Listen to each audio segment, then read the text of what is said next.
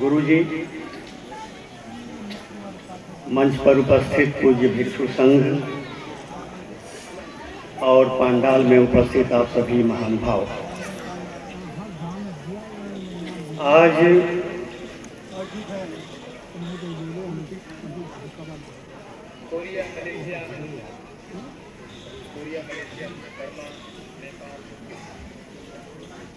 गुरु जी का कहना है कि बाकी कुछ लोगों के नाम छूट गए हैं। आप सभी महानुभाव में कोरिया, मलेशिया और अन्य देशों से आए हुए आप सभी महानुभाव, आज आदरणीय गुरु जी के 89वें जन्मदिन के अवसर पर हम सभी एकत्रित हुए। आज जब गुरु जी के जन्मदिन के अवसर पर जब हम इकट्ठे हुए हैं तो इनके कार्य व्यक्तित्व को संदर्भ में रखते हुए जिस व्यक्ति की याद आती है वो व्यक्ति देवमित्र अनागरिक धर्मपाल जी की याद आती है। ये अनागरिक धर्मपाल वो ही व्यक्ति हैं जिन्होंने किसी दौर में युग चंद्रमणि जी को कुशीनगर की धरोहर की हिफाजत एवं रख रखाव के लिए यहाँ बुलाया था। अनागरिक धर्मपाल जी का यह जो पहल थी, निश्चित रूप से उस पहल के कारण आज कुशीनगर में जो कुछ भी हम देखते हैं संरक्षित, निश्चित रूप से अनागरिक धर्मपाल जी हम लोगों के लिए अविस्मरणीय रहेंगे। अनागरिक धर्मपाल जी पर उनको याद करते हुए आज के दिन उन पर कुछ बोलने से पहले उसकी पृष्ठभूमि में सम्राट अशोक और ईसाई मिशनरियों के संदर्भ में चर्चा करने की जरूरत है। सम्राट अशोक वो शख्सियत है जिन्होंने 255 ईसा पूर्व में तीसरी बौद्ध संगीति का आयोजन पाटलिपुत्र में कराया था। उस तीसरी बौद्ध संगीति में 10,000 बौद्ध भिक्षु शामिल हुए थे। मोगल्लीपुत्र तीसरे उसके अध्यक्ष थे। उन 10,000 भिक्षुओं में मोगल्लीपुत्र तीसरे के मंत्रणा के साथ उन्होंने उन भिक्षुओं की छटनी की थी जिन्होंने संघ में आकर के गड़बड़ियां पैदा की थी। उन 10,000 में से जिन भिक्षुओं को छांट करके अलग किया गया उनकी संख्या 9,000 थी। इस प्रकार तीसरी बौद्ध संगीति का जो संगायन हुआ था उसमें केवल 1,000 भिक्षु शामिल हुए थे। उन 1,000 भिक्षुओं ने कुल 9 महीने रहकर और बौद्ध संगीति का पूरा कार्य संचालन किया था। अब ये 9 माह बौद्ध संगीति चली तो इस 9 माह में काम क्या हुए, क्या परिणाम रहा? परिणाम नंबर 1 कि भगवान बुद्ध के वचनों को लिपिबद्ध किया गया। नंबर 2, सम्राट अशोक ने ये फैसला किया कि जितने भी बौद्ध धर्म से संबंधित महत्वपूर्ण स्थान हैं उनका वो स्वयं भ्रमण करेंगे। नंबर 3, सम्राट अशोक ने ये फैसला किया कि विदेश में जितने भी महत्वपूर्ण देश हैं उन देशों में भी धर्म प्रचारक भेजे जाएं। और चौथा परिणाम ये रहा कि सम्राट अशोक ने अपने पूरे साम्राज्य में 84,000 बौद्ध स्तूपों की स्थापना किया। तो पूरे साम्राज्य की जब चर्चा करते हैं तो ये बात आती है कि पूरे साम्राज्य का क्या मतलब हुआ।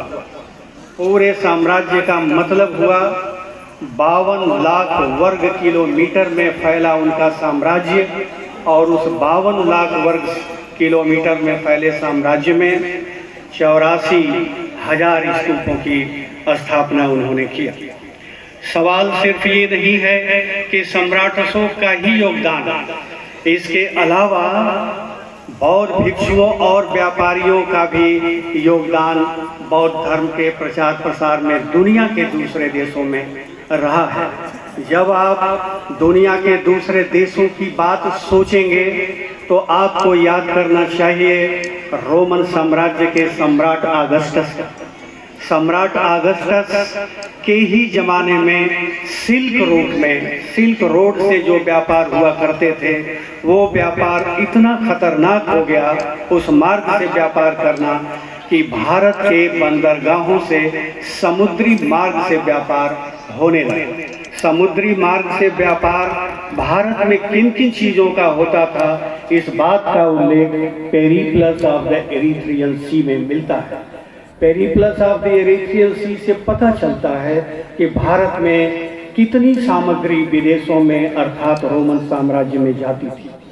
प्लिनी नाम का विद्वान है जिसने इस बात का उल्लेख किया है कि भारत से जो सामग्री रोमन साम्राज्य में जाती थी, उसके बदले में रोम से सिर्फ सोने के सिक्के आते थे। आपको हैरानी होगी कि एक साल में रोम से जो सोने के सिक्के व्यापार के बदले में आते थे, उसकी संख्या 9 लाख करोड़ हुआ करती थी। 9 लाख करोड़ इतने सोने भारत में आते थे। ये सोना रोमन साम्राज्य में ऑरियस के नाम से कहा जाता था। जो सोने का सिक्का रोमन साम्राज्य में जिस नाम से पुकारा जाता था, उसको ऑरियस कहते हैं। ये ऑरियस 9 लाख करोड़ प्लिनी की गवाही पर यकीन करेंगे तो भारत में रोम से इतना सोना हर साल आता था। प्लिनी ने इस बात की शिकायत की कि अगर ऐसा होता रहा तो रोमन साम्राज्य का खजाना खाली हो जाएगा। रोमन साम्राज्य का खजाना खाली हो जाएगा। अब प्लिनी कहते हैं कि कौन सी चीज भारत से आती थी, आपको हैरानी होगी। काली मिर्च, जिसको प्लिनी ने ब्लैक गोल्ड कहा है, काली मिर्च को काला सोना कहा है, इसकी मांग रोमन साम्राज्य में बहुत थी। दूसरा दालचीनी, इसकी डिमांड रोमन साम्राज्य में बहुत थी। तीसरा हाथी का दांत और चौथा मलमल के कपड़े। रोम की महिलाओं को मलमल के कपड़े की डिमांड बहुत ज़्यादा थी। ये वो वस्तुएं हैं जिसकी वजह से रोमन साम्राज्य से 9 लाख करोड़ ये सोने के सिक्के भारत में आते थे। अंतर्राष्ट्रीय जो व्यापार था उसमें सोने का सिक्का ही मानक हुआ करता था। अब सवाल ये उठता है कि क्या भारत से जो व्यापार रोमन साम्राज्य को होता था वो डायरेक्टली होता था या इनडायरेक्टली होता था। अबू रेहान मोहम्मद अल बरूनी नाम का मुस्लिम लेखक, जिसने अपनी पुस्तक किताब फी तहकीक मालिल हिंद में इस बात का जिक्र किया है कि रोम से जो व्यापार भारत करता था वो इनडायरेक्ट तरीके से करता था, सीधे व्यापार नहीं होता था। वो इनडायरेक्ट तरीका क्या था कि उत्तरी अरेबिया और मिस्र के बिचौलियों के माध्यम से ये व्यापार हुआ करते थे। जब व्यापार की इस श्रृंखला पर यहाँ पहुँचते हैं तो प्रश्न उठता है कि पश्चिमी दुनिया में भारत के बंदरगाहों की तरह कुछ बंदरगाह वहाँ भी हुआ करते थे। उन बंदरगाहों में एक बंदरगाह था जूडिया। जूडिया रोमन साम्राज्य का हिस्सा था और रोमन साम्राज्य में वो शामिल तो था ही। ये वही जूडिया है जो जिसकी राजधानी जेरूसलम थी। ये वही जूडिया है जिसके अंतर्गत बेथलेहम था, जहाँ ईसा मसीह का जन्म हुआ। इसी जूडिया के बगल में गैलीली, जहाँ ईसा मसीह ने अपने अधिकांश उपदेश दिए हुए हैं। ये वही जूडिया है जहाँ समरिया हुआ करता था, जहाँ पे ईसा मसीह ने अनेक यात्राएं की थी। इस प्रकार हम देखते हैं कि जूडिया यानी जेरूसलम यानी गैलीली यानी समरिया, ये सभी जगहें ईसा मसीह की जिंदगी से ताल्लुकात रखती हैं। कैसे? बेथलेहम में ईसा मसीह का जन्म, गैलीली में उनके उपदेश हैं, समरिया में उनकी यात्राएं हैं और यरूशलेम की सुरक्षा दीवार के बाहर गोलगोथा में उनको सूली पर चढ़ाया गया। ये वही यरूशलेम है जहां पर उनकी धार्मिक स्थापनाओं के लिए, वहां के धार्मिक स्थापनाओं के लिए जो उन्होंने बातें रखी, उसके लिए उन पर मुकदमा यरूशलेम में चलाया गया। ये सारी जगहें आजकल की तारीख में इजराइल में है। ये सारी जगहें जिस राज्य में शामिल है वो फिलिस्तीन है, और ये फिलिस्तीन वही जगह है जो समूचे ईसाइयों के लिए पवित्र जगह है। अब सवाल ये उठता है कि ईसा मसीह का बौद्ध धर्म से कोई ताल्लुकात है भी या नहीं? ताल्लुकात है। ताल्लुकात यूं है कि आप जानते हैं कि ईसा मसीह के जन्म से पहले, अनागरिक धर्मपाल जी के ऊपर आने से पहले थोड़ी सी ये भूमिका देनी जरूरी है कि ईसा मसीह साहब के जन्म से 500 साल पहले बौद्ध धर्म जन्म ले चुका था। दूसरी बात, यही सम्राट अशोक जिन्होंने यूरोप में, अफ्रीका में और एशिया के देशों में बौद्ध धर्म को फैलाया। फिलो नाम का विद्वान है जिसने कहा कि अलेक्जेंड्रिया जो मिस्र में है वहां बुद्ध विहार थे, फिलिस्तीन वहां बुद्ध विहार थे और बौद्ध लोग रहते थे, उत्तरी अरेबिया बौद्ध धर्म के लोग रहते थे। इसके अलावा रोसीर नाम का विद्वान है जिसने लिखा, क्या लिखा कि बौद्ध लोग फिलिस्तीन में, उत्तरी अरेबिया में बौद्ध दार्शनिक रहते थे, बौद्ध भिक्षु रहते थे। तो ऐसे हालात में जब ये माहौल था तो विल्डौरा नाम का विद्वान कहता है कि जब ईसा मसीह बड़े हुए और उन्होंने अपनी धार्मिक स्थापनाओं को देना शुरू किया तो विल्डौरा का कहना है कि ईसा मसीह के धर्म की पूरा साम्राज्य या महल बौद्ध धर्म की नींव पर बना हुआ है। इस बुद्ध जयंती में बुलाना चाहिए जल्द। तो अब सवाल ये उठता है, आदरणीय टीके राय साहब का कहना है कि समय की कमी है तो मैं इसको जल्दी से निपटाऊंगा। बहरहाल मैं कहना चाहता हूँ, भाषण को शॉर्ट करूंगा, मैं कहना ये चाहता हूँ कि जो विल्डौरा कहते हैं कि पूरी की पूरी ईसा मसीह की जो रूपरेखा है धर्म की वो बौद्ध धर्म पर टिकी हुई है, तो केवल 18 नाम वैसे लेना चाहता हूं जो कि बाइबिल में मिलते हैं और वही नाम कश्मीर में मिलते हैं। ये केवल 18 नाम नहीं है, ये 300 से ज्यादा नाम है, ये आकस्मिक नहीं है। ईसा मसीह आए थे, लेकिन वो 18 नाम क्या हैं आपको एग्जाम्पल के लिए बता दूं। पहले कश्मीर में जो प्रचलित नाम है वो पढ़ूंगा और उसके बाद बाइबिल में जो नाम है उसी से मिलता जुलता वो पढ़ूंगा, ताकि ये पता चल सके कि बौद्ध धर्म की चीजें बाइबिल में कैसे हैं। नंबर 1, कश्मीर में अमल, ये सूफियों की प्रार्थना का तरीका है, बाइबिल में अमल। असीरिया एक समुदाय है बाइबिल में, कश्मीर में वो मिलता है बाइबिल में असेर के नाम से। अट्टाई मिट्टी का चूल्हा, ये अट्टाई बाइबिल में भी मिलता है। बल जैसे रोजा बल, ये चीज बाल जो है बाइबिल में मिलता है। बेरा नाव को कहते हैं, ये बाइबिल में भी बेराह के नाम से है। गाबा दरी, ये गाबा बाइबिल में भी मिलेगा। गद्दी, ये जनजाति है कश्मीर में, यही गद्दी बाइबिल में मिलेगी। गनी, अब्दुल गनी, ये जनजाति है बाइबिल में, ये गुनी के नाम से मिलेगी बाइबिल में भी और कश्मीर में भी। गोबेर, ये समुदाय कश्मीर में है और यही नाम बाइबिल में मिलता है। इस तरीके से अभी छांटेंगे और, लेकिन होलगर कर्स्टीन कहते हैं कि ईसा मसीह कश्मीर में टोटल 29-14 साल की उम्र में आए और 29 साल की उम्र तक रहे। ये होलगर कर्स्टीन के research Jesus lived in India में आया हुआ है। ईसाई लोग माने या न माने, और जल्दी खत्म करते हैं।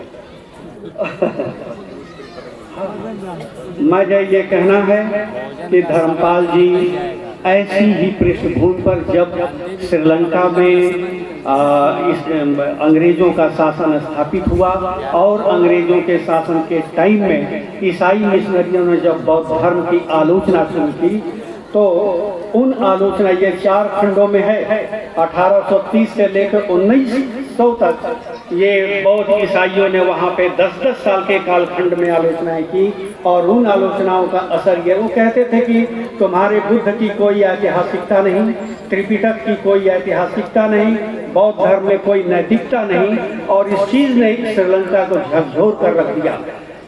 अनागरी धर्मपाल भी बुरी तरीके से प्रभावित हुए और उस प्रभाव का क्या असर अनागरिक पर पड़ा, उसकी चर्चा केवल 4-5 शब्दों में करूंगा।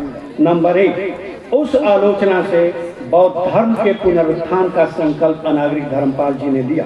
नंबर 2, बौद्ध धर्म के प्रवक्ता के रूप में उन्होंने फैसला किया कि दुनिया के मंच पर हम इसको प्रस्तुत करेंगे, इसकी ऐतिहासिकता को, और 1893 के शिकागो में उन्होंने ऐसा ही किया। नंबर 3, उन्होंने अनेक शैक्षणिक संस्थाओं की स्थापना किया और ये बताया कि शिक्षा के क्षेत्र में, संस्कृति के क्षेत्र में और समाज सुधार के क्षेत्र में काम करना है, और उन्होंने किया। नंबर 4, उन्होंने ये देखा कि इन आलोचनाओं से उनके भीतर राष्ट्रवाद, श्रीलंका की आज़ादी और श्रीलंका की राष्ट्रीय पहचान की जरूरत हुई, और इसके लिए बौद्ध धर्म के पुनरुत्थान की आवश्यकता महसूस हुई। उन्होंने दुनिया के दूसरे बौद्ध देशों से भी संपर्क किया। अब मैं सारी भाषण के पूरे हिस्से को काट करके और लास्ट में चलूँगा कि आज अनागरिक तो नहीं है, लेकिन उनका संदेश क्या कहता है, और इसी संदेश के बाद मैं अपनी बात समाप्त करूँगा। इसलिए कि आदरणीय अम्बेडकर साहब को जाना है, इसलिए मैं अपनी बात जल्दी से ख़त्म करूँगा। मतलब 90% मैंने अपनी बात काट दी, केवल 10% मैं उसको रखूँगा, ये आखिरी हिस्सा चल रहा है। नंबर 1, मुझे ये कहना है कि अनागरिक धर्मपाल साहब का संदेश न केवल उनके ज़माने के बल्कि उनके बाद के वर्षों के लिए प्रासंगिक है। और वो संदेश क्या था? संदेश नंबर 1, उन्होंने कहा कि भिक्षु समुदाय में त्याग की भावना। उन्होंने कहा कि कोरिया, मंचूरिया, श्रीलंका या दुनिया के देशों में जो भारत के बौद्ध भिक्षुओं ने जिस त्याग का परिचय दिया था, सम्राट अशोक का जमाना हो या उसके बाद का जमाना हो, वही पता चलता है कि बौद्ध धर्म को किस तरीके से उन्होंने अपना जीवन दिया था। ऐसे ही त्याग की जरूरत आने वाले या वर्तमान में बौद्ध भिक्षुओं को अंदर होनी चाहिए, ऐसा संदेश अनागरिक धर्मपाल का है। ये नंबर 1। नंबर 2, बुद्ध के मूल सिद्धांतों के अध्ययन पर जो, जाहिर सी बात है कि चीनी भाषा, मंगोलियन भाषा, पाली भाषा, संस्कृत भाषा में जो बौद्ध धर्म के सिद्धांत हैं, उनकी खोज होनी चाहिए। विदेश के लोग, विद्वान तो खोज रहे हैं, हमारे विद्वान उससे वंचित रह जा रहे हैं, उस पर शोध होना चाहिए। संदेश नंबर 3, पाली ग्रंथों को भारत में स्थापित करना। बहुत हद तक राहुल संकृत्यायन जैसे लोग और अन्य लोगों ने जरूर लाया है, लेकिन इनका कहना है कि 45 ग्रंथ त्रिपिटक के और 45 ग्रंथों की 45 टीकाएं, उसको ला करके भारत में स्थापित किया जाना चाहिए।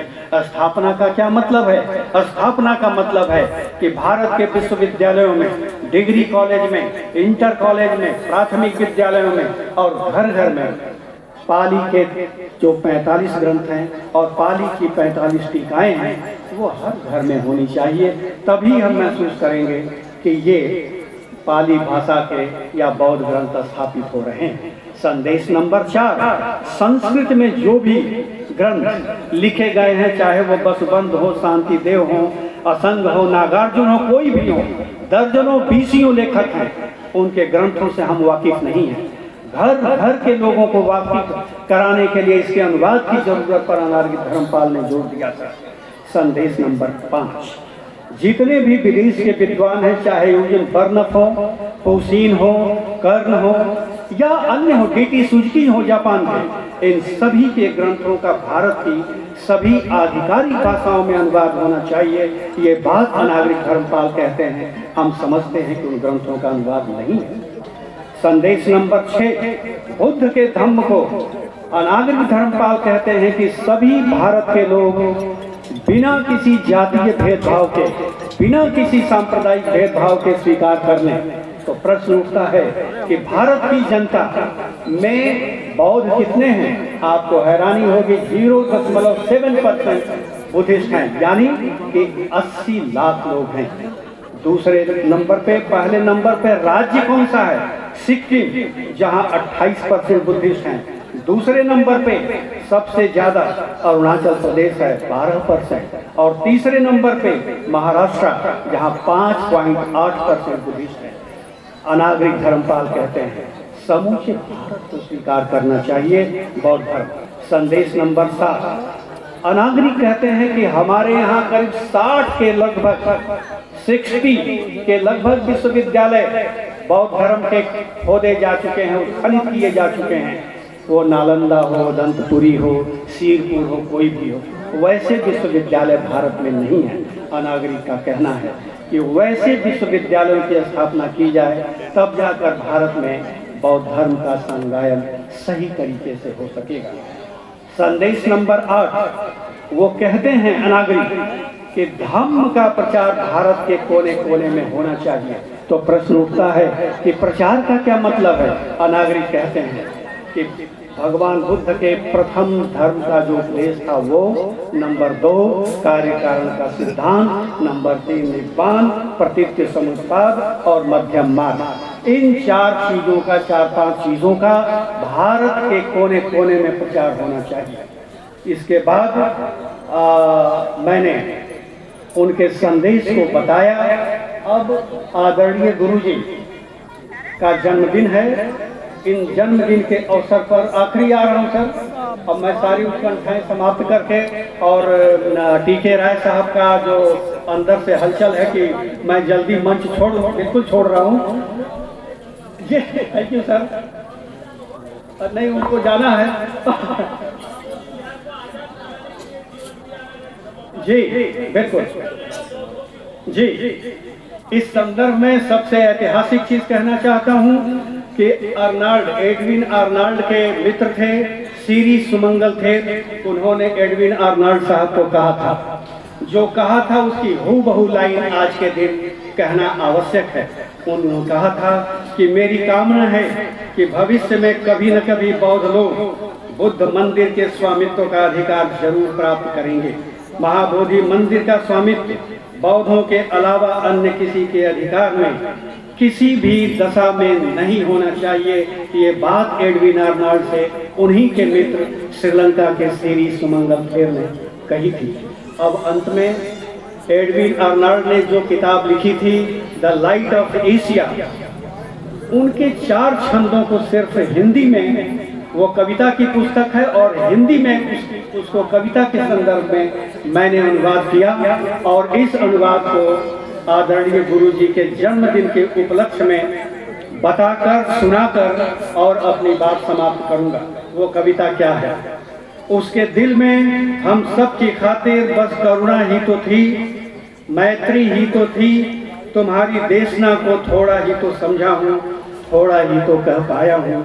शास्ता तुम्हें छूने की कोशिश भर की है, कितने देशों में और कितने जुबानों में हम भींगते रहे हैं 45 बरसातों में। 45 बरसात मतलब कि भगवान बुद्ध के जो 45 वर्ष थे देशना के, उसकी चर्चा एडविन अर्नाल्ड ने की है। तुमने बिखेर दी है रोशनी और किया है धरती का श्रृंगार, तुम जहां जहां से गुजरे हो तुमने जीत लिया है धरती का दिल, और वो नविश्ता है तेरी किताबों में। चट्टानों को छीलकर तराशा था नक्काशों ने तेरी सीरीन अल्फाजों को, जिन्हें छूकर दमक उठे होंगे बादशाहों के ताज। वक्त गुजरा और इंसानों के बीच एक ऐसा इंसान जिसने लिया था महापरिनिर्वाण, और तब से लेकर आज तक उसके रास्ते पर चलते रहे हैं हजारों लाखों लोग। ये वही निर्माण की भूमि है, ये वही निर्माण की भूमि है जो आश्रय स्थल है शांति का, और सिर्फ शांति का। हे मानवता के उद्धारक, तुम धन्य हो। मुझे माफ करना, मैंने अपने कमजोर आलेखों से और तुच्छ समझ से मापने चला था तुम्हारे सौम्य प्रेम के सौंदर्य को। हे मार्गदाता, हे रहनुमा, मैं बुद्ध की शरण जाता हूँ, मैं धम्म की शरण जाता हूँ, मैं संघ की शरण जाता हूँ। एडविन आर्नल्ड की लाइट ऑफ एशिया के इन 4 छंदों को हिंदी कविता में अनुवाद करने के बाद आदरणीय गुरु जी के 89वें जन्मदिन पर उनके लिए मंगल कामना करते हुए मैं अपना निवेदन समाप्त करता हूँ। नमो बुद्धाय। साधु साधु साधु।